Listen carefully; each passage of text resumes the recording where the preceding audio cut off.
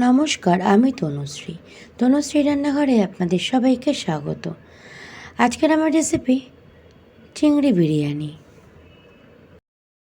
Video শুরুর প্রথমে যে বন্ধুরা ফেসবুক থেকে দেখছেন তাদের কাছে অনুরোধ রইল আমার ফেসবুক পেজটাকে ফলো করে আমার পাশে থাকার।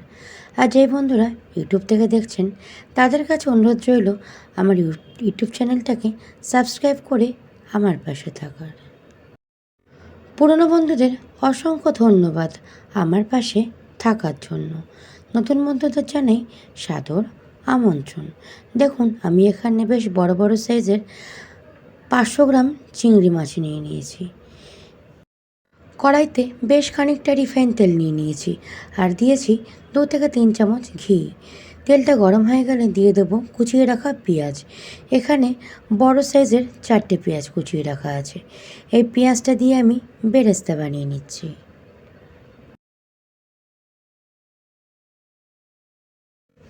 যে পাত্রতে বিরিয়ানি করব সেই পাত্রতে দিয়ে দিলাম বেশ খানিকটা পরিমাণে ঘি আর দিয়েছি খানিকটা রিফাইন তেল। দিয়ে দেবো একটা ছোট সাইজের পেঁয়াজ কুচি। পেঁয়াজটা হালকা লাল করে ভাজা হয়ে গেলে দিয়ে দেব মশলা। মশলায় আছে কাঁচা লঙ্কা, আদা আর রসুন। এবার মশলাটা ভালো করে কষিয়ে নিতে হবে যতক্ষণ না তেল ছাড়ছে। মশলাটা কষতে কষতে দিয়ে দেব সমস্ত মশলা, শুকনো মশলা। দিয়ে প্রথমেই দিলাম পরিমাণ মতন লবণ আর দিয়ে দেব কাশ্মীরি লাল লঙ্কার গুঁড়ো সুন্দর রঙের জন্য।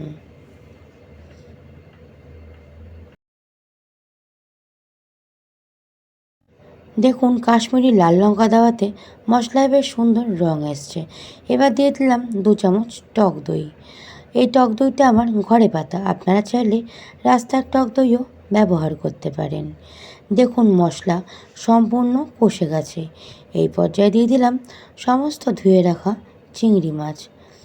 চিংড়ি মাছে কিন্তু আমি লবণটা মাখিয়েছি, হলুদটা কিন্তু মাখাইনি। এবার চিংড়ি মাছ আর মশলা ভালো করে উল্টিয়ে পাল্টিয়ে কষিয়ে নিতে হবে। দিলাম ঘরে বানানো গরম মশলা, আপনারা চাইলে বিরিয়ানি মশলারও ব্যবহার করতে পারেন।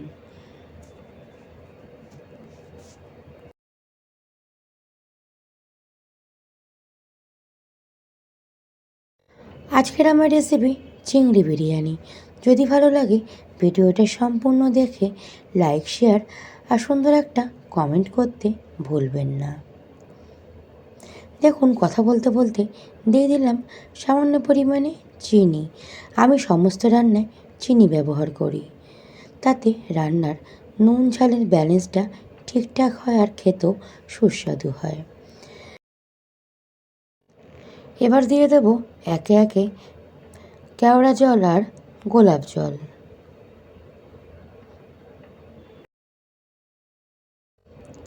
আর দিয়ে দেব 2 থেকে 3 ড্রপ মিঠা আতর। আমরা তো চিকেন, মাটন আর ডিম বিরিয়ানি খেয়েছি। এইভাবে একদিন চিংড়ি মাছের বিরিয়ানি করে দেখবেন, খেতে কিন্তু দুর্দান্ত হয়।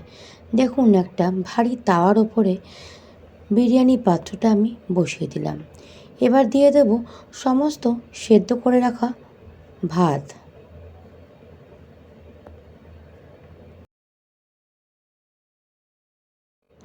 আমি আজকে বিরিয়ানিটা একটা লেয়ারেই দমে বসাবো। দেখুন, খানিকটা ভাত আমি ফুড কালার দিয়ে হলুদ করে রেখেছিলাম, সেই ফুড কালারের হলুদ ভাতটাও ছড়িয়ে দিলাম আর দিয়ে দিলাম খানিকটা পেঁয়াজ বেরেস্তা।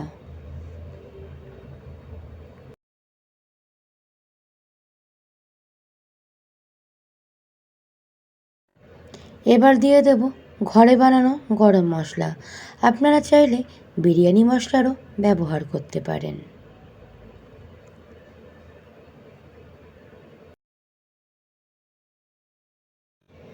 দিয়ে দিলাম সামান্য পরিমাণে চিনি।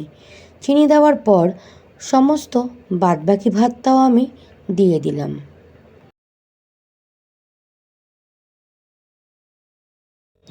এবার সেম পদ্ধতিতে দিয়ে দেবো একে একে হলুদ ভাত, তারপর পেঁয়াজ বেরেস্তা,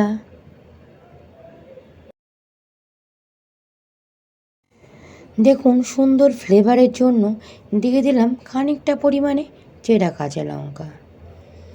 এবার দিয়ে দেবো আধ কাপ দুধ।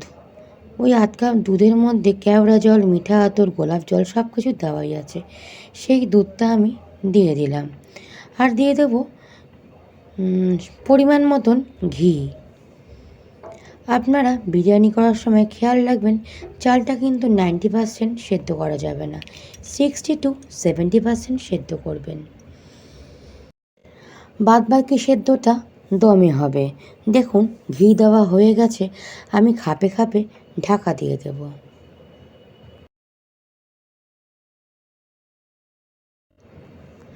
ঢাকনার ওপরে একটা ভারী নোড়া চাপা দিয়ে দিলাম। 15 থেকে 20 মিনিট দমে দিলেই তৈরি হয়ে যাবে আজকের রেসিপি চিংড়ি বিরিয়ানি। দেখুন আমার 15 থেকে 20 মিনিট হয়ে গেছে, আমি এবার ঢাকনাটা খুলব। দেখুন দেখতে কিন্তু দুর্দান্ত হয়েছে, আর এই টেস্ট হয়েছে অসাধারণ। আপনারা এইভাবে চিংড়ি বিরিয়ানি বানিয়ে বাড়ির সবাইকে তাক লাগিয়ে দিতে পারেন। আজকের আমার রেসিপি চিংড়ি বিরিয়ানি যদি ভালো লাগে বাড়িতে একবার হলো বানিয়ে দেখতে পারেন। দেখুন আমি এবার পরিবেশন করে দেব। এই চিংড়ি বিরিয়ানির সাথে আর কিন্তু খেতে কিছুই লাগে না, খালি একটু স্যালাডের দরকার হয়।